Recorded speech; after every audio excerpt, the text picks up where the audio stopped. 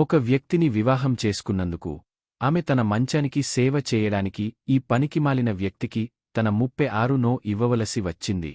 ఆమె తన ఆధ్వర్యంలో మిలియన్ల మంది సైనికులకు నాయకత్వం వహిస్తున్న పురుషులతో ఓడిపోని ఒక మహిళా జనరల్.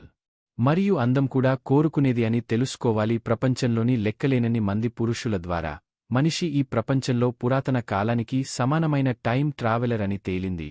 అతను రెయిన్బో సిల్క్ను తయారు చేయగలడు. ఇది అందరినీ ఆశ్చర్యపరిచింది.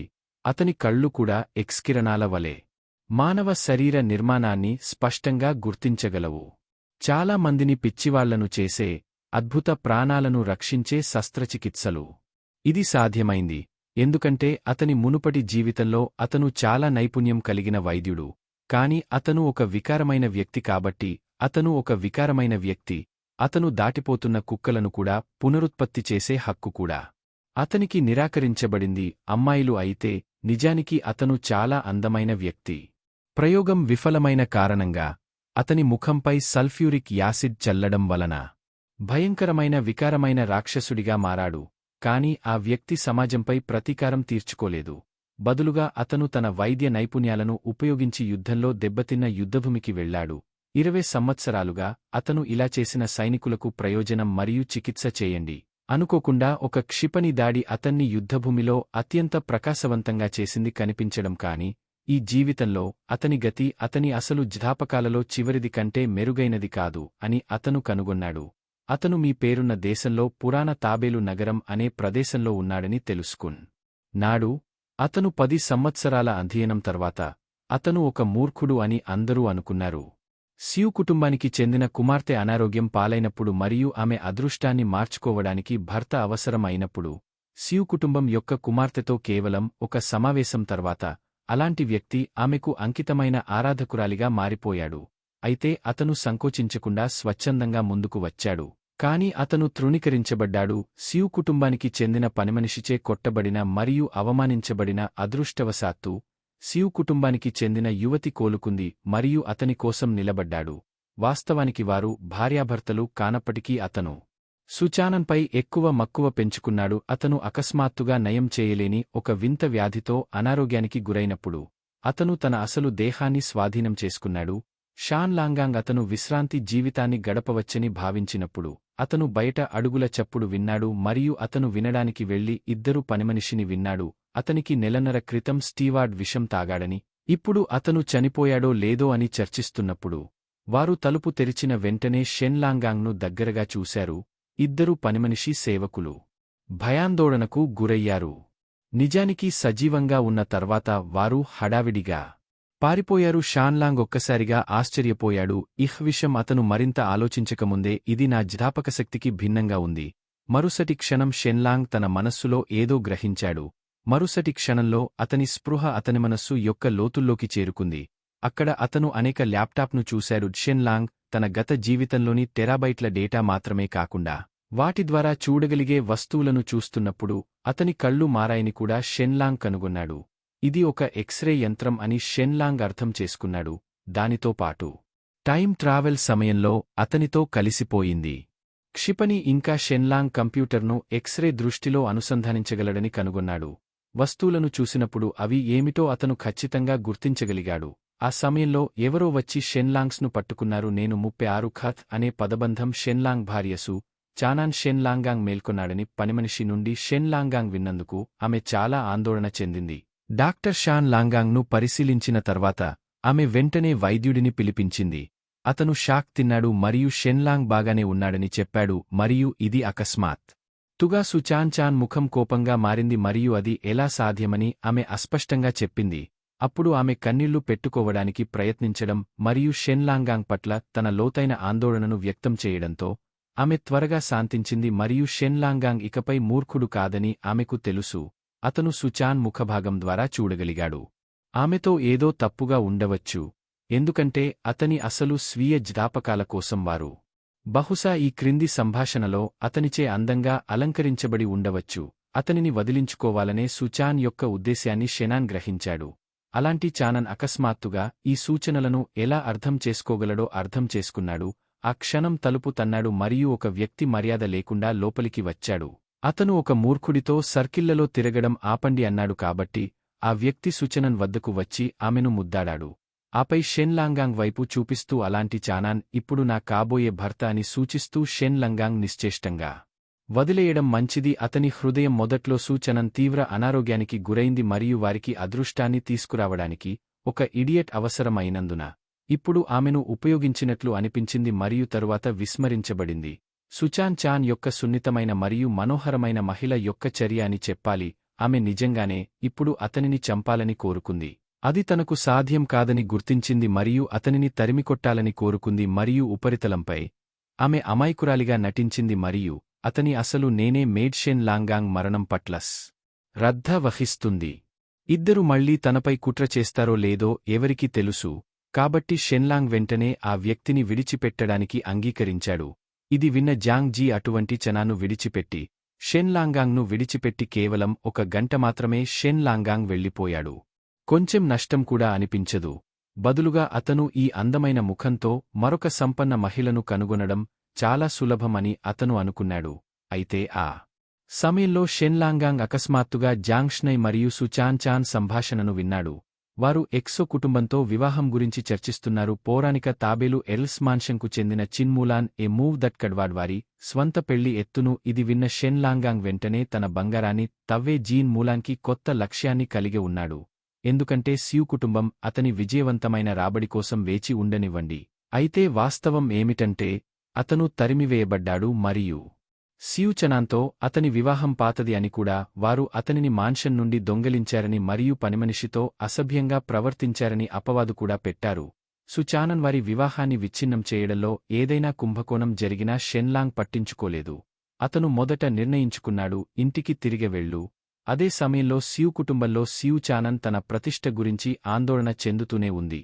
కాని కుటుంబ పెద్దకు క్సాంగ్ జీ సంతోషంగా ఉండటానికి ఇలా చేయడం తప్ప వేరే మార్గం లేదు. సుచానన్ పరిస్థితి యొక్క తీవ్రతను అర్థం చేసుకున్నాడు మరియు ఇంటికి వెళ్లేటప్పుడు పెద్దగా చెప్పలేదు. రాత్రి వేర షెన్లాంగ్ అకస్మాత్తుగా షెన్లాంగ్ను ఎదిరించలేడని తెలిసి కొందరు బలమైన వ్యక్తులు ఆపివేయబడ్డారు. అతను ఊహించనిది సియు కుటుంబం యొక్క నిర్దాక్షిణ్యత కారణంగా వారు అతనిని సజీవంగా పాతిపెట్టాలని కోరుకున్నారు. 100 మైళ్ల దూరంలో తన చేతులపై వందల కొద్దీ రక్తపు కేస్లతో షెన్లాంగ్కు ధూపం వేయమని ఒకరికి సూచించాడు. తన ఎక్స్రే దృష్టిని ఉపయోగించి బాస్ శరీరంలో సిల్వర్ సూదిని చొప్పించడాన్ని కనుగొన్నాడు. బాస్ టియన్ హ్యాంగ్ గడ్డం లాంగ్ యొక్క బేసి చూపు నుండి పంజాను తొలగించడాన్ని గమనించాడు.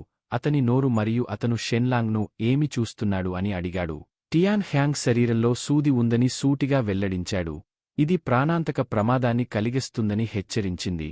ప్రేక్షకులు చూపులు మార్చుకున్నారు మరియు టియాన్ ఉరివేసుకున్నారు.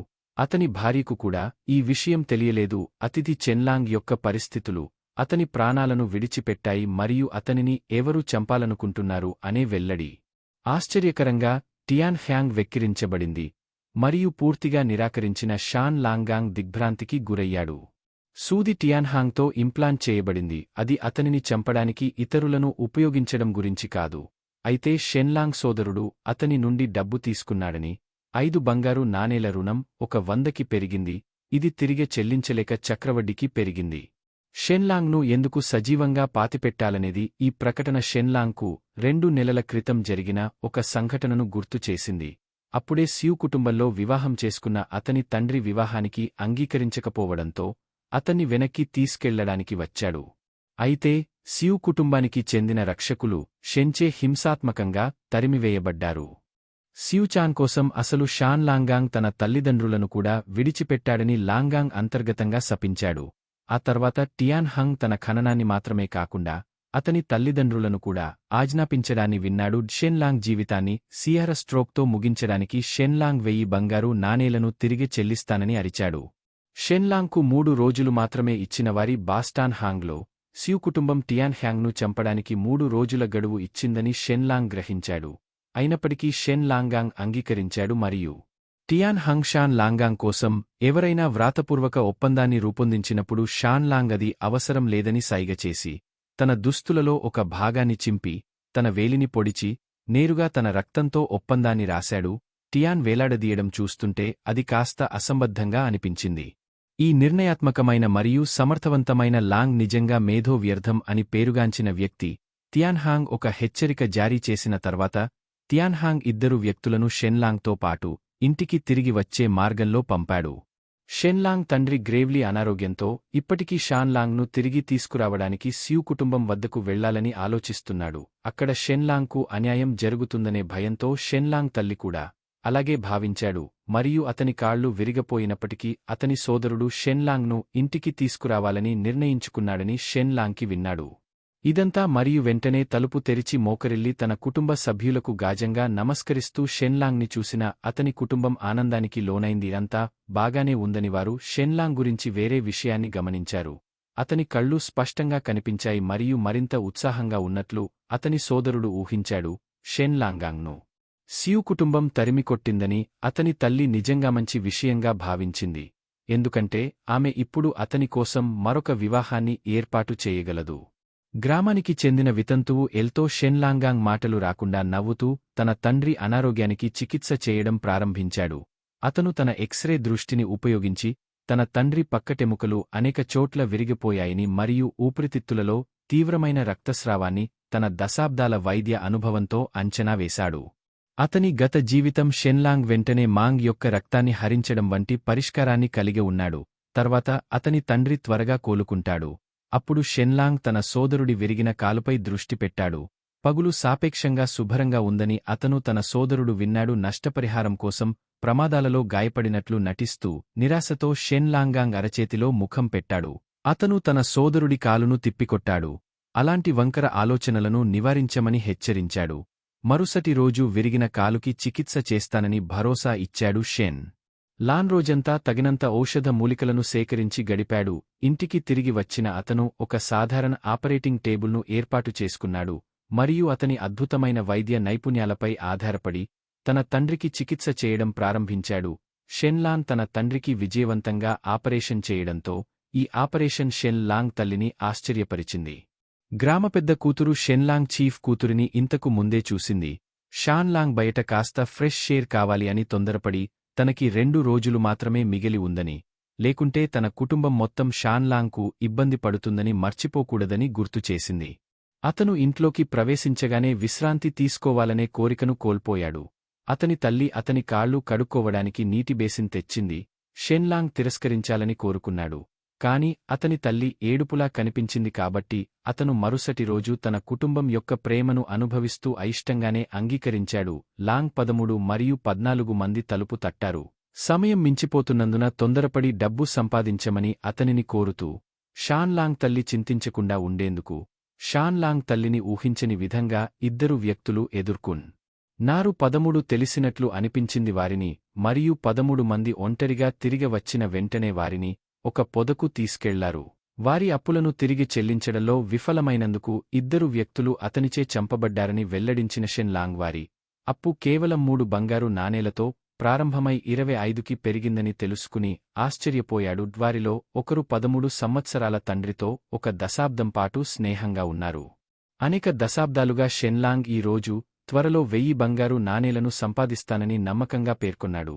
షెన్లాంగ్ మరియు అతని సహచరుడు పౌరాణిక తాబేలు నగరంలోని అత్యంత రద్దీగా ఉండే కమర్షియల్ స్ట్రీట్కు చేరుకుని భవనం ముందు ఉన్న గడ్డివాము భవనం ముందు ఆగిపోయారు. బ్రోకేడ్ మరియు ఎంబ్రాయిడరీ పెవిలియన్ షెన్లాంగ్ యొక్క డబ్బు సంపాదించే ప్రణాళిక స్యూ కుటుంబంపై ఖచ్చితమైన ప్రతీకారం తీర్చుకుంది. ఇది అన్ని బ్రోకేడ్ మరియు ఎంబ్రాయిడరీ పెవిలియన్ కూడా పట్టు వ్యాపారంలో ఉంది మరియు లిన్ కుటుంబానికి చెందిన పోటీదారు షెన్లాంగ్ వెంటనే తనను అభినందించిన వెయిటర్ని అడిగాడు. సంవత్సరానికి అదనంగా 5000 బంగారు నాణేలు సంపాదించగల వ్యాపార ఒప్పందాన్ని యజమానిని పిలవడానికి. వెయిటర్ మొదట్లో అనుమానం మరియు దాదాపు వెక్కిరిస్తూ హాల్ లోపలికి 13 మంది ముందుకు వచ్చినప్పుడు వారిని ఆహ్వానించవలసి వచ్చింది. బ్రోకేడ్ మరియు ఎంబ్రాయిడరీ పెవిలియన్ యజమాని లీన్ మా ధరను విని 2000 బంగారు నాణేలకు విక్రయించడానికి ఒక ప్రత్యేకమైన రహస్య సూత్రాన్ని కలిగి ఉన్నాడని సూచించాడు మరియు అతిథులను బయటకు చూపించమని తన సేవకులను ఆదేశించాడు. 132 ఆ ప్రస్తావన వద్ద ఫ్యూరియస్ అయ్యాడు. 2000 బంగారు నాణేలు తమను ఎగతాళి చేస్తున్నాయని అనుమానిస్తూ ఈ సమయంలో షెన్లాంగాంగ్ గోల్డెన్ ఫ్యాబ్రిక్ ముక్కను ఉత్పత్తి చేశాడు. లిన్మాను నిశితంగా పరిశీలించమని. లిన్మా ఆశ్చర్యపోయాడు. దానిని పరిశీలించిన తర్వాత లిన్మా ఆశ్చర్యపోయారు. బంగారు పట్టు రాయల్టీకి ప్రత్యేకమైన పదార్థం మరియు సియు కుటుంబం తయారు చేసింది. షెన్లాంగ్ ఆధీనంలో ఉన్న బంగారు పట్టుతో పోలిస్తే సియు కుటుంబం నుండి వచ్చిన బంగారు పట్టు యొక్క రంగు పాలిపోయింది. సరైన డైస్ను అందించినట్లయితే 2 గంటలలోపు మెరుగైన నాణ్యత మరియు అతను 2000 బంగారు నాణేల ధరపై స్థిరంగా ఉన్నాడు. ప్రకాశవంతమైన బంగారు పట్టు లిన్మాతో బ్రూయింగ్ గది నుండి లెనింటి కుటుంబ పెద్ద నిజంగా ఆశ్చర్యపోయాడు మరియు వెంటనే బంగారు నాణేల పెట్టెని సిద్ధం చేశాడు మరియు షెన్లాంగాంగ్ ఫార్ములా గురించి ఆసక్తిగా ఆరా తీస్తాడు. కుటుంబం దాని ప్రామాణికతను ధృవీకరించడానికి షెన్లాంగాంగ్ బట్టను బంగారు రంగులోకి మార్చే ప్రక్రియను ప్రదర్శించాడు. అతను బిగ్గరగా కేకలు వేయబోతున్నాడు. అతనికి అంతరాయం కలిగించాడు. సియు కుటుంబ అధిపతి షెన్లాంగ్ వారి రహస్య సూత్రాన్ని దొంగిలించాడని ఆరోపిస్తూ షెన్లాంగాంగ్ ఆశ్చర్యపోయాడు మరియు వెంటనే లిన్మా వైపు చూశాడు. అతను ఆరోపణను ఖండించలేదు కాని తన కొడుకు మిలిటరీ అకాడమీలో చదువుతున్నాడని పేర్కొన్న షెన్లాంగ్ యొక్క వ్యక్తీకరణ చీకటిగా మారింది. ఇది లెనోస్ కొడుకును అకాడమీలోకి బ్యాక్ డోర్ ఎంట్రీని పొందటానికి బదులుగా అతనికి ద్రోహం చేసే కుట్ర అని అతను గ్రహించాడు. ముఖ్యంగా సియు చాన్ కాబోయే భర్త నుండి జాంగ్ జీ యుద్ధ మంత్రిత్వ శాఖలో అధికారిగా ఉన్నారు. ఎందుకంటే సియు కుటుంబ అధినేత చెన్లాంగాంగ్ను ఎర్రటి కళ్లతో నిందితుడు సియు చానన్ కన్నీటి పర్యంతం చేస్తూ తన నిరుత్సాహాన్ని వ్యక్తం చేసింది. అతనికి అవసరమైతే అతను ఆమెను ఎందుకు డబ్బు అడగలేదని వారు బాధితులుగా ఆడుకున్నారు మరియు సియు కుటుంబం ఈ విషయాన్నిధికారులకు కూడా నివేదించింది. అయితే షెన్లాంగ్ కొంచెం కూడా కలవరపడలేదు. సియు కుటుంబ పెద్ద వద్ద ఎటువంటి రుజువు లేనందున అతను దొంగతనం చేశాడని భావించిన సాక్ష్యాలను అందించమని సియు కుటుంబ పెద్దని సవాలు చేస్తూ వచ్చిన ఆరోపణకు అతను నవ్వాడు మరియు మిమ్మల్ని అవమానించడమే షెన్లాంగ్ నైపుణ్యాలు లేదా జ్ఞానం లేని ఒక పనికిమాలిన వ్యక్తి. మీరు డై ఫార్ములాతో ఎలా ముందుకు రాగలరు అని షెన్లాంగ్ ఒక సవాలును ప్రతిపాదించాడు. మరింత పరిపూర్ణమైన బంగారం మరియు వెండిని ఎవరు ఉత్పత్తి చేయగలరో చూడాలని షెన్లాంగ్ ఒక సవాలును ప్రతిపాదించాడు. షెన్లాంగ్ యొక్క సవాలుకు ప్రతిస్పందనగా అవసరమైన డైస్లను సేకరించడం చాలా అరుదు కాబట్టి సియు కుటుంబం అంగీకరించింది. షెన్లాంగాంగ్ వారి కంటే మెరుగైన రంగును ఉత్పత్తి చేయగలిగితే తమకు ఎటువంటి అభ్యంతరాలు ఉండవని వారు నిర్ణయించుకున్నారు. పోటీని ప్రభుత్వ అధికారి పర్యవేక్షిస్తారు. సాక్షి షెన్ లాంగ్ 3 గంటల తర్వాత యుగం యొక్క అవగాహనకు మించినదాన్ని సృష్టించే లక్ష్యంతో తన పనిని ప్రారంభించాడు. సుకుటుంబం వారి ఊదా రంగు పట్టును ప్రదర్శించింది. ఈ సమయంలో సు చంచన్ ఒక సేవకుడి వద్ద బంగారు పట్టు సూత్రాన్ని పరిశీలించిన తర్వాత చూపించమని ఆదేశించాడు. షెన్లాంగ్ను పట్టుకోబోతుండగా షెన్లాంగ్ ఫార్ములా దొంగిలించబడ్డాడనే ఆరోపణను ధృవీకరిస్తూ ఆ పత్రం చాలా సంవత్సరాలు ఉనికిలో ఉందని అధికారి నిర్ధారించారు. అతను సియు కుటుంబం యొక్క ఊదా రంగు పట్టును చూసి తన స్వంత రంగును ప్రదర్శించాడు. షెన్లాంగ్ యొక్క పట్టు సియు కుటుంబానికి చెందిన నిస్తేజమైన మరియు పేలవమైన ఊదారంగు సిల్క్ వలె కాకుండా హాజరైన ప్రతి ఒక్కరినీ ఆశ్చర్యపరిచింది. షెన్లాంగ్ యొక్క పట్టు శక్తివంతంగా ఉంది మరియు సాటిలేని రంగు యొక్క స్వచ్ఛతతో అబ్బురపరుస్తుంది. ఇది సియు చానాన్ మరియు ఆమెను విడిచిపెట్టిన వారి ఫార్ములా నుండి ఇది కూడా దొంగిలించబడిందా అని అడిగాడు. కుటుంబ అస్థిరత లేని షెన్లాంగ్ తన ట్రంప్ కార్డ్ని బయటకు తీసి రంగురంగుల ఇంద్రధనస్సు సిల్క్ని బయటకు తీశాడు. అధికారి త్వరగా షెన్లాంగ్ వద్దకు వెళ్లి ఇంద్రధనస్సు పట్టును పరిశీలించి దాని సహజమైన మరియు అసాధారణమైన రంగులకు ఆశ్చర్యం వ్యక్తం చేశాడు. ఈ సమయంలో సియు కుటుంబ పెద్ద మౌనంగా ఉన్నాడు మరియు చెన్లాంగాంగ్ వెంటనే న్యాయం కోరాడు.